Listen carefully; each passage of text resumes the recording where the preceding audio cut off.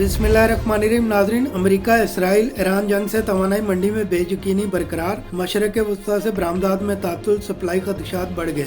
मशरक़ वस्ता में जंग के दौरान अपनाए हर्म्स में 10% से ज्यादा आलमी कंटेनर फंस गए। मुमकिन तौर पर यूरोप और एशिया की कई बड़ी कार्गो बंदरगाहों में खलल पड़ रहा है। आलमी मंडी में तेल की कीमतों में मुसलसल तीसरे रोज इजाफा हो गया। इंटरनेशनल मार्केट में तेल अब तक 1% महंगा हो चुका है। ब्रेंट खाम तेल $1.17 इजाफे से $82.57 फी ब्रेंट हो गया है। अमेरिकी वेस्ट टेक्सास इंटरमीडिएट 72 सेंट इजाफे से $75.28 फी बैरल हो गई। वेस्ट टेक्सास इंटरमीडिएट जून के बाद बुलंदतरीन सतह पर ट्रेड रहा है। दूसरी तरफ अमेरिकी सदर डोनाल्ड ट्रंप ने आबनाए हर्म्स खोलने का फैसला किया। कहा, जरूरत पड़ने पर आबनाए हर्म्स में कमर्शियल जहाजों के साथ अमेरिकी नेवी जाएगी। ऑयल टैंकर समेत तमाम तजारती जहाजों को इंश्योरेंस और गारंटीज फराहम की जाएंगी। इक़दाम का मकसद खलीज में जारी कशीदगी के दौरान तजारती सरगर्मियों का तहफ़्फ़ुज़ है।